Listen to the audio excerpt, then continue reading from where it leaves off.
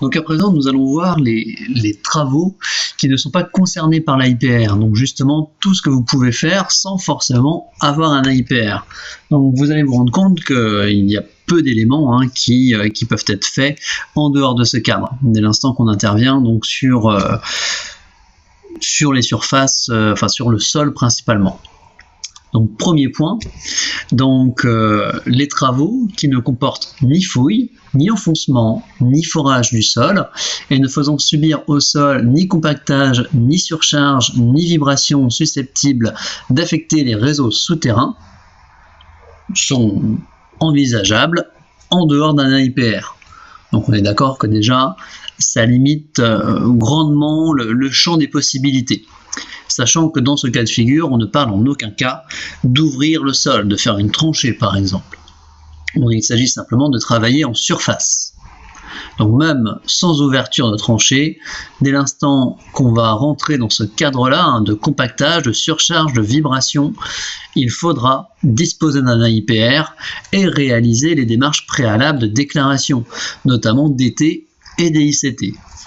Donc deuxième point, la pose dans le sol à plus d'1 mètre de tout affleurant, donc de clous, de chevilles, de vis de fixation, d'une longueur inférieure à 10 cm et d'un diamètre inférieur à 2 cm.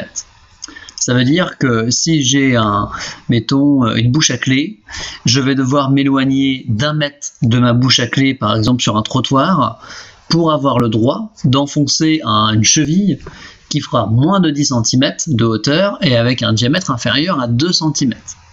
Donc là, encore une fois, en termes d'intervention, ça va être très très limité. Cette réglementation, cet aspect-là, ce deuxième point, est adapté notamment aux géomètres, pour leurs clous de géomètres, quand ils vont faire des points de géoréférencement dans les rues et qu'ils ne soient pas obligés de tout de suite faire des déclarations DT, DICT pour au moindre clou. Troisième point, donc on a le remplacement à plus d'1 mètre de tout affleurant, toujours, donc de poteaux par exemple, à l'identique, sans creusement supérieur à celui de la fouille initiale, en profondeur et en largeur, et à condition que le creusement ne dépasse pas 40 cm de profondeur. Donc par exemple, si on a un poteau donc sur un trottoir à remplacer, on va pouvoir le faire sans forcément avoir un AIPR. Mais par contre, on devra donc d'une part se trouver à plus d'1 mètre de tout affleurant, sinon si on a la moindre bouche à clé, le moindre coffret, on devra posséder un AIPR et faire les fameuses déclarations DT, DICT. Donc disons que nous nous trouvons à plus d'1 mètre de tout affleurant. Déjà, il va falloir ensuite que nous respectons la fouille initiale de ce fameux poteau. On n'aura pas le droit d'élargir sa fouille, on n'aura pas le droit de creuser plus profondément.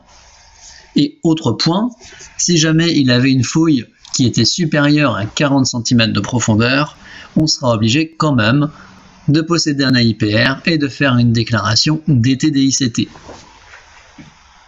Donc à travers déjà ces trois aspects, on voit la difficulté d'intervention, notamment sur le domaine public, en dehors de tout AIPR et déclaration DICT.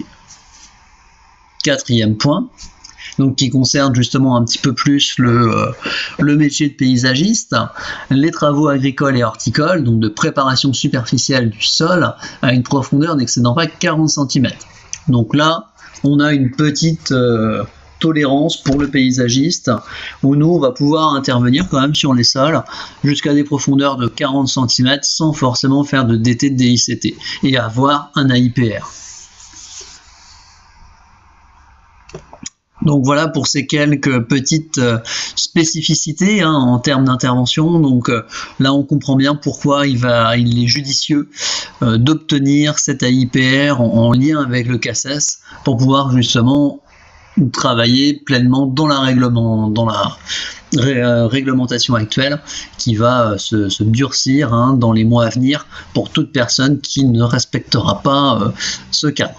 Donc 4 points essentiels à connaître par cœur, notamment pour l'évaluation pour le QCM sur l'AIPR.